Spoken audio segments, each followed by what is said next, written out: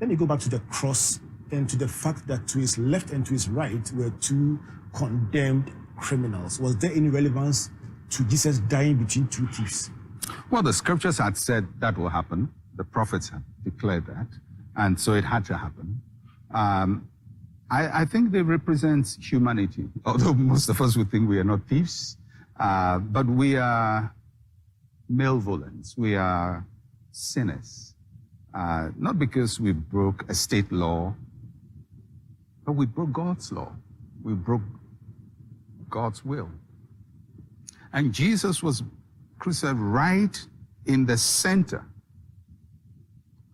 of human sin. That's where he is. Outside the city's gates of Jerusalem, publicly for all to see. It's interesting that although there are two thieves representing humanity and our fallenness and our sinfulness, one mocks him and one receives him, which is still the story now. All humans have fallen. Christ is presented to us. One part will mock him, the other part will receive him. And that's going to be the story of humanity, that there will be those who would say, who is he?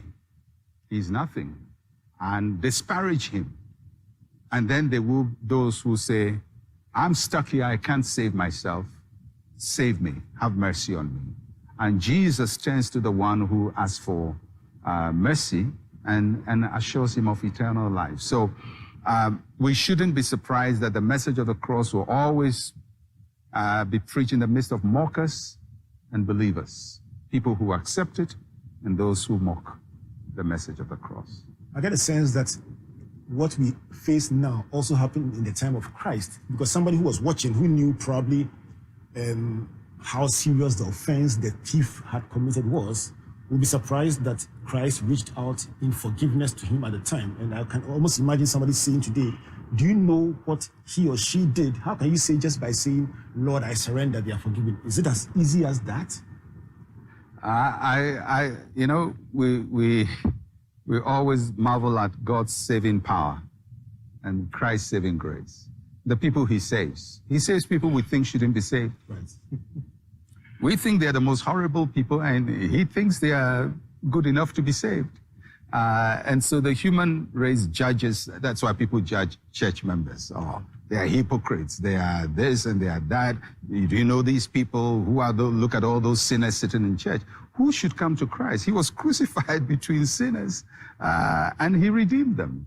And so we shouldn't marvel that people we think are unsavable, cannot be salvaged, are received by Christ. And yes, there will be people who mock and make fun of the salvation that is occurring right in front of them.